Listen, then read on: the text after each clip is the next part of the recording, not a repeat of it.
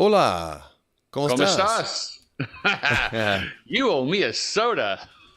Oh, I don't. Oh, it looks like I gotta move your face a little bit because I have your. Oh man, your.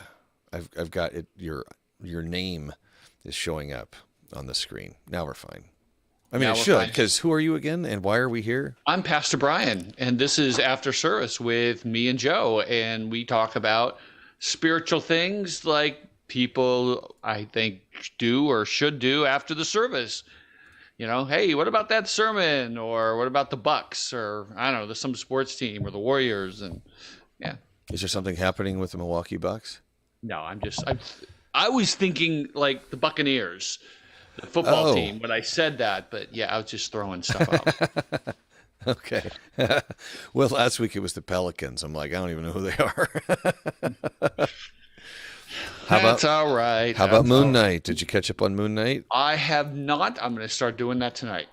All right. I mean, it's not like it's important stuff. However, it's Vanessa, who folks who are regular listeners know is a counselor, and she's been Oh yeah. impressed with its representation of dissociative identity disorder, DID, which is sometimes people refer to as multiple personality hmm disorder, but it's dissociative identity. Anyway, it's easier to say DID, which but no, it's been really impressive. There's a couple episodes that are really just so well presented that at the end of it, it doesn't have to have a Marvel superhero in it. It's just Right. somebody trying to reintegrate these personalities. Anyway, pretty extraordinary. Have you heard about how people have looked at the Avengers response in Endgame through the lens of the different stages of grief?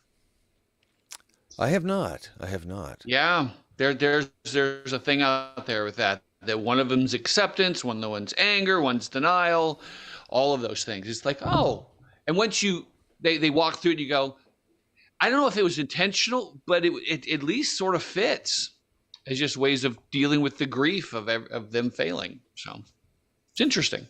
Yeah, I'm sure. Well, and that's, I mean, trauma on a global scale, Right. hard to imagine that. Of course, we're talking comic books. However, I will say that these movies like that are a unique opportunity if you elect to leverage it in such a way to process some of your own stuff.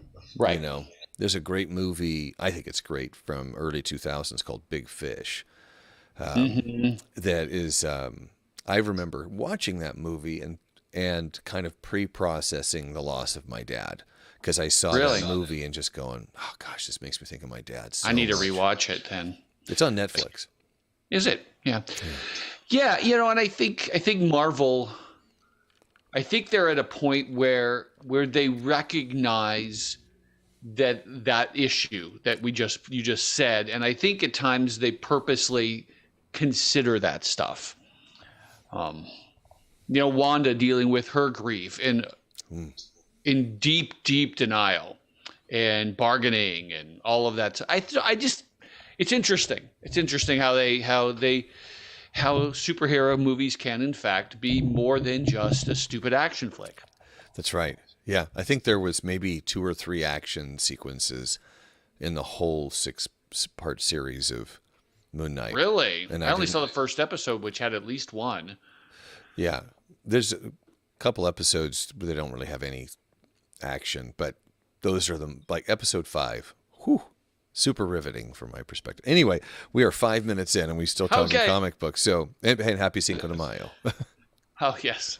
And post May the Force be with you. That's right. That's right. We are going to talk about the sermon from Sunday, where we talked about um, how Jesus heals. Isaiah 53:5 says that by his stripes we are healed. What does that mean? Um, 2 Sundays back, we talked about that about he removes our grief and our guilt. I mean, not our grief and our guilt and our shame. Yeah. Um, because a lot of times we feel guilty, we feel bad about ourselves. He removes that, and then this one, just the affliction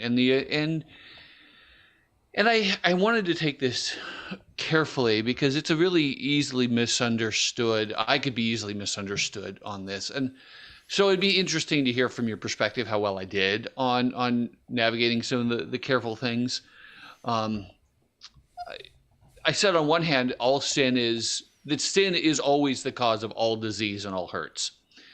On the other hand, you can't pinpoint. Usually, you cannot pinpoint that to a particular person, a particular circumstance, or sin. The world's just broken. It's messed up, and Yeah. that's the main cause. Why is there cancer? Because of that. Why do people have car accidents? Why is now sometimes you can specifically target on a particular sin or a particular person, but those are rare. Usually it is. So, I worry about that when people say, well, if you have cancer and you're not being healed, well, what's the sin in your life?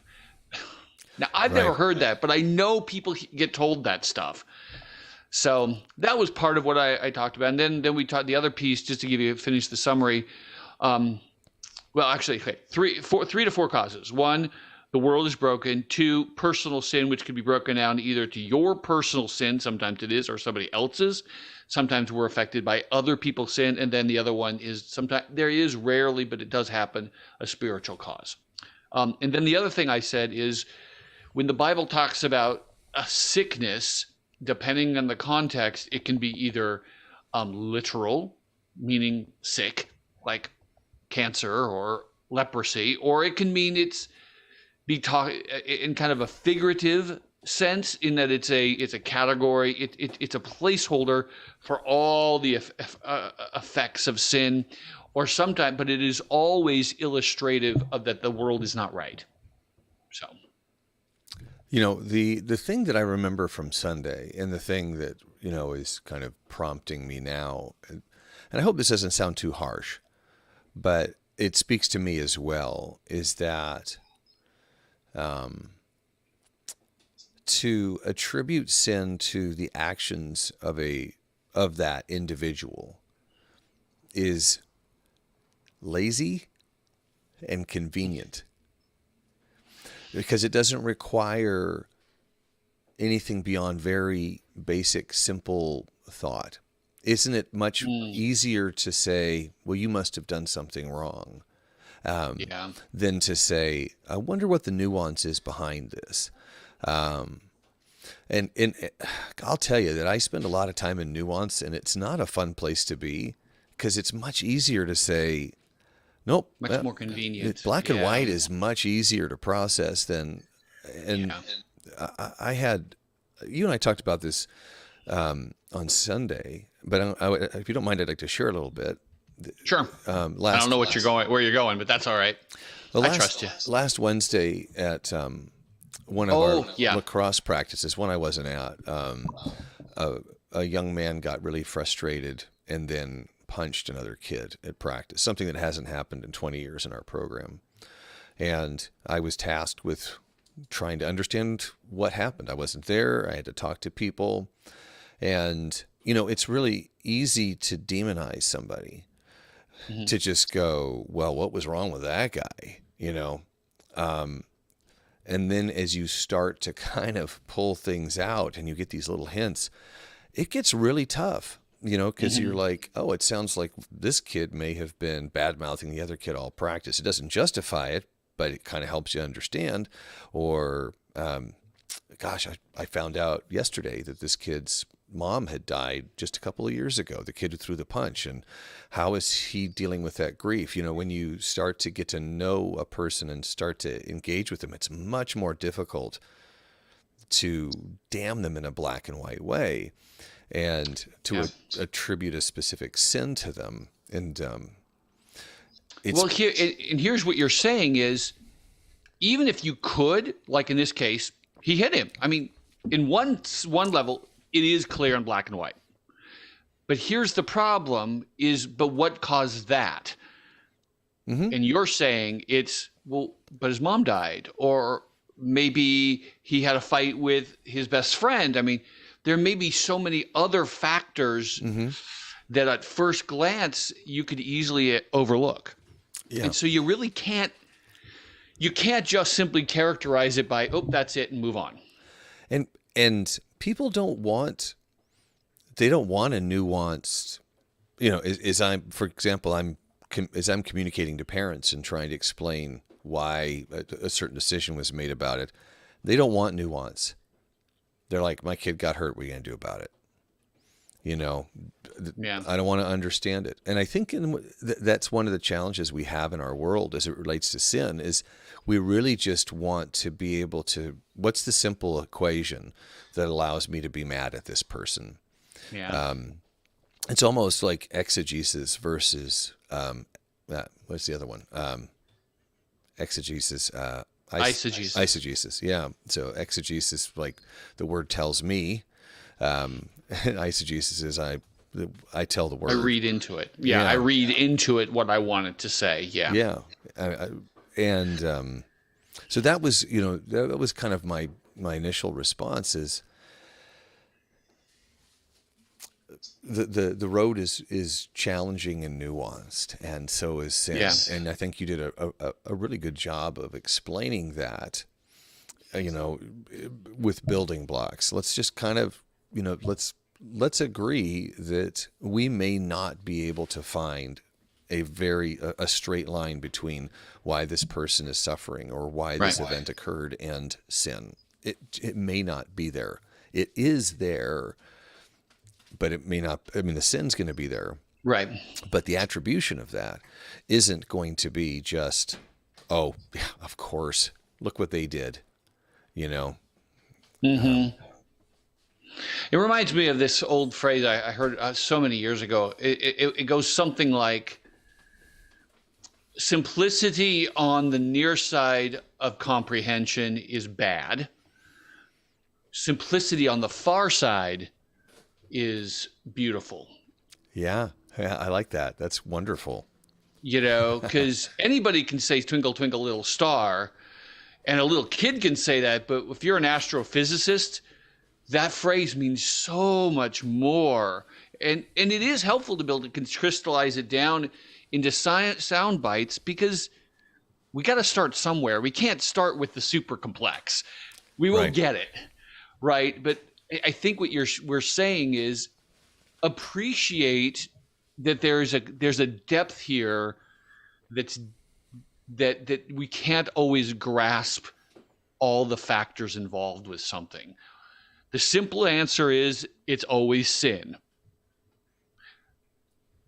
But there's more to it. Right. There's more to it. And it's, and that's the stuff that Jesus eventually is going to deal with, is all of this mess and all of this craziness. And, I appreciate, the people who say, if you have cancer or you have a problem, just pray to Jesus and he'll, because by his stripes, he purchased your healing. Like, well, yes. Well, but does that mean he's going to heal immediately? Does that mean that he's going to heal today? I mean, what does that mean? Right. It's, it reminds me of this idea that, yes, you should be at the door knocking, right? You should pray just over and over again and ask and ask and ask and ask, and don't be afraid to ask, right? And also understand that you don't get to tell him what to do. Ultimately, no, he is deciding. So if he wants to heal you, he will. If it's appropriate according to his plan to heal you, he will. The fact that you didn't pray hard enough, that some measurement of that doesn't fit into that. The fact that that person didn't act the way you think they should act doesn't play into how God responds to that person. Right. Right. Absolutely. And because the implicit piece of that prayer request so often is, heal me now. Don't just heal me now. Not in 10 years, not in 20 years, not after I go to heaven. No, heal me now. in his wisdom, he may say, not yet. And that's hard. And I get it. Especially when the hurts are not just physical ones. And we touched on that, is that we're affected by sin in so many ways. I don't know that, in fact, I believe that we really don't grasp how pervasively deep our world and we are affected by sin and the corruption. Oh, dog, don't bark on me. Is that Chewy or Boba? That's Boba. Yeah. Right. It's just, there's so many ways, which we've kind of touched on, but there's just, so I'll throw that out to you. What did you think about me talking about all the other ways that, I'm gonna close. If I close that door, he's gonna scratch at the door. It's fine. You guys, people have had to deal with my dogs on this podcast, and folks, this is who we are. We have dogs, and if you're looking for perfection and you're barking up the wrong tree, I see what you did there. Yeah, I see. Yes, that's so true. All right, so. What did you think about the because I know you've had some personal experience in your own family life with people being hurt in various ways by the church, by just sinful actions, and it's deeply affected them for a long time. Gosh, I spend a lot of time ruminating on this, partly because, and we've talked about this a lot, that, my dad grew up Catholic and in an environment where priests were molesting young men. My dad was not a victim of that, but he had good friends that were. And that deeply influenced his perspective on the church. And it really hypersensitized him to the failings and the hypocrisy of organized faith.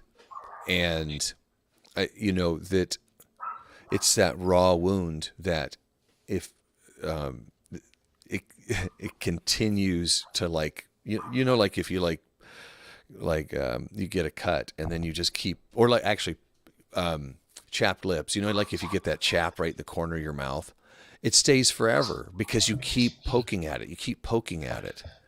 I have got to deal with this. Yeah, go ahead. I can see that. All right. Oh, just a moment. So, I'm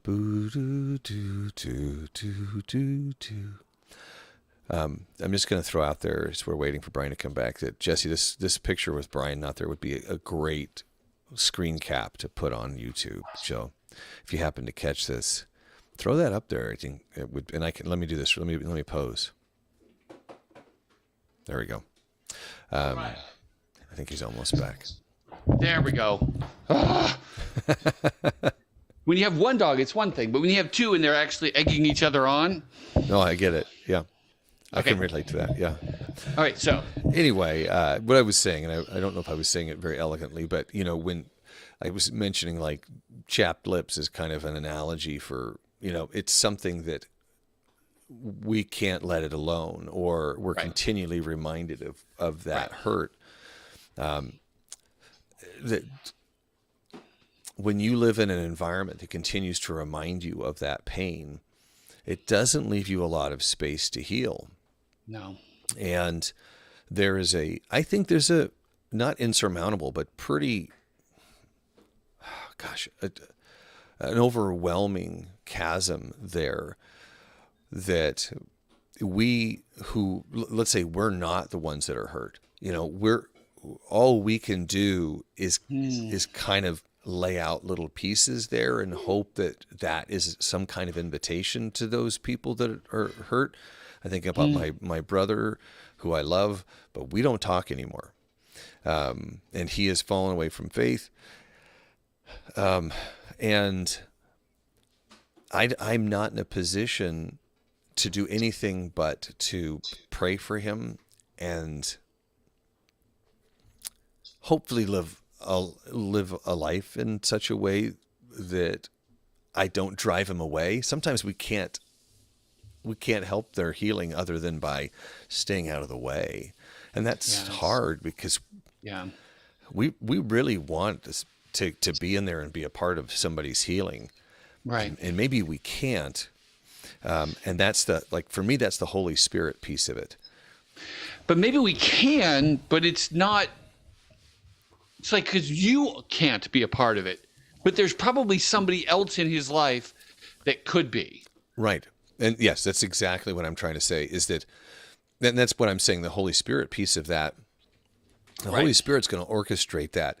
Do not take so much of that upon yourself that you inadvertently... You have to be the one. Right. You feel like if you're going to chase them away, you especially if you're close to somebody. If you're so close to somebody that, if you've ever had somebody standing in your face and talking to you, if they move a little closer, what do? You back up. You back up, right?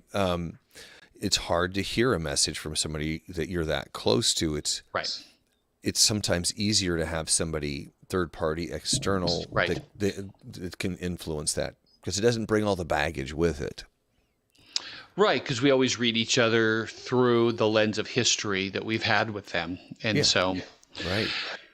Yeah, and I love how this just took it. It's interesting, and I suppose we could say the same thing with the other two things I've said for, but it's...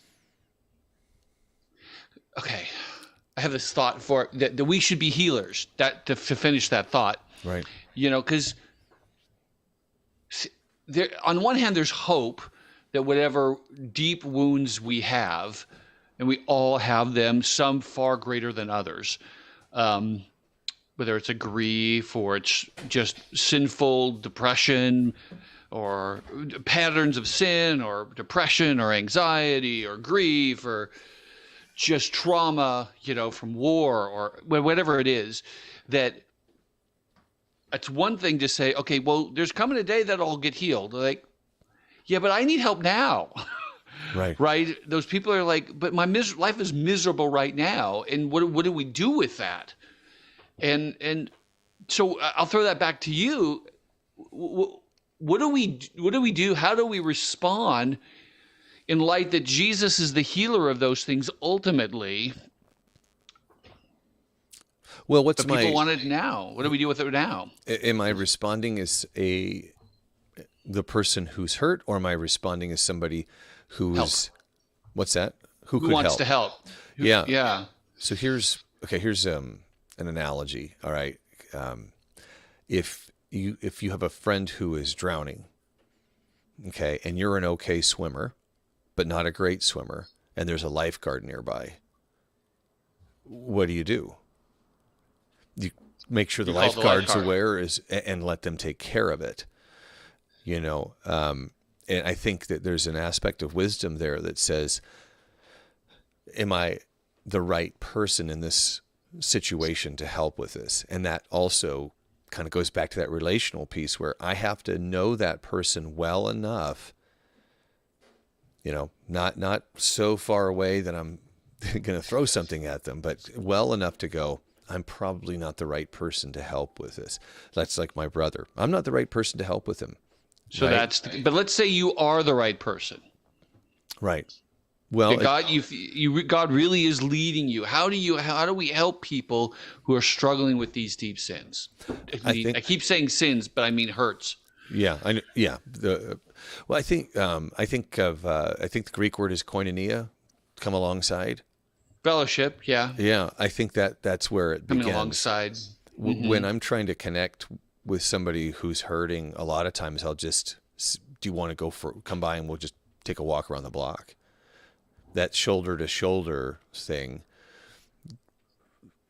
if I want to have a conversation, let's say with Sam, about something that might be challenging, face to face isn't going to do that because it feels confrontational. But when you walk alongside somebody, when you're journeying with them, I remember you and I had a challenging conversation several years ago about impending grief, and you came over to my house and we walked around the block.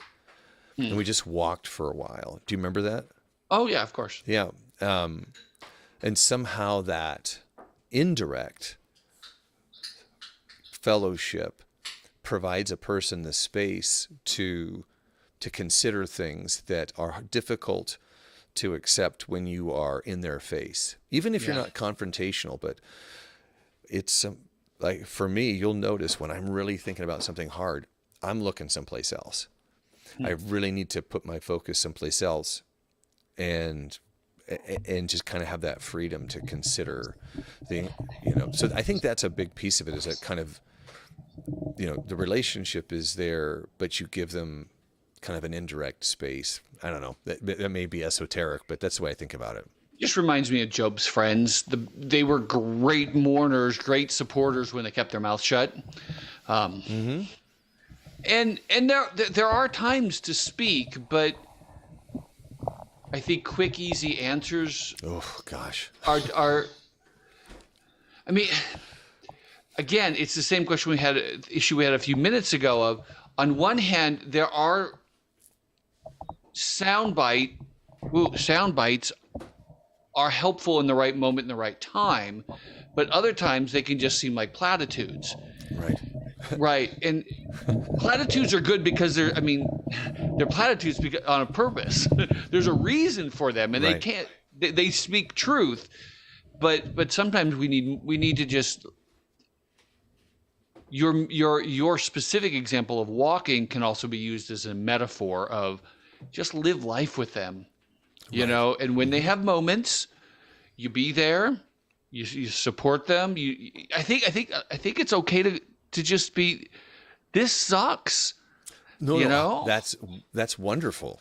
It really is. I'm hurt. I'm angry, because sometimes it's hurt, sometimes it's grief, but sometimes you're ticked off. Yeah. Because somebody hurt you, and I think allowing people to feel the brokenness of the world is important, and acknowledging that really isn't okay. And I'm sorry that God in his wisdom decided not to immediately fix everything or you in this moment. Right. And one day we're going to figure out why, but I don't know. You just reminded me of something, and I think this is important. If somebody rejects your help for whatever reason, don't personalize it. Right. That's hard to do.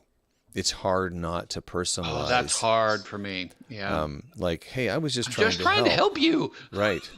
But Vanessa actually helped me with something like that similarly this past week, where I was just attacked and feeling really low, and she's like, it's really not about you. It's about how they're responding to a situation. They're embarrassed. They're in pain. Right. And it's like, and you may have been the target, but you really weren't the source. Right. I was convenient.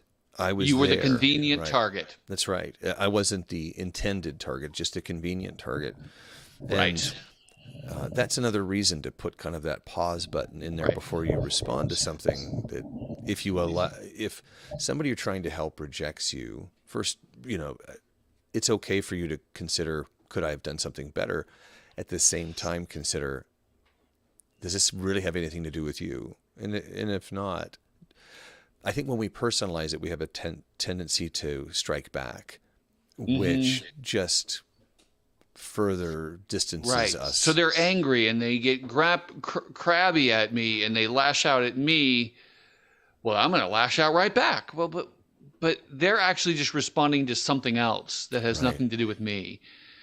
And I think, because I'm watching our time, I think one of the things that you said that I want to come back to, is kind of finish this up, is I think it's really helpful to remember that we are not the main player in this whole thing. Right. Yeah. It's really them and God. That's really, and the Holy Spirit speaking to your brother and speaking to the people we care about. And they really are, in the end, frustrated at him, not really us.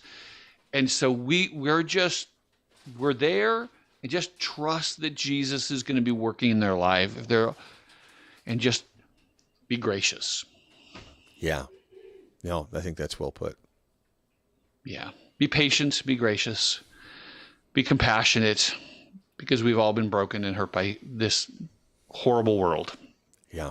No, this is, It's something we could talk about a lot. And I mean, I know there are people out there that are hurting right now. I mean, I know people close to me that are hurting, and I think the best thing that we can do is just to be present with them in that pain, and they'll guide us if we have a Yeah. regular. And yeah, And I did want to say one last thing. We've been talking about hurts, but there's also things like depression that, as we've said, on one hand, there are things in our lives, memories that are caused it, that there's a piece of that of going, you need to just trust that Jesus is going to take care of you and you really are loved, et cetera, et cetera. But there's also brain patterns that are set. And some of those are, and the shame patterns are so deep that, you know, or people struggling with alcohol or grief, and it's like, or drug abuse. It's like, be a little kind to yourself and be a little kind to each other. Like, hey, we're all not getting out of this life alive. So let's just be kind to each other and to ourselves. yeah, It'll be okay. yeah. Oh. No, I'm glad you added that. That's good. All right.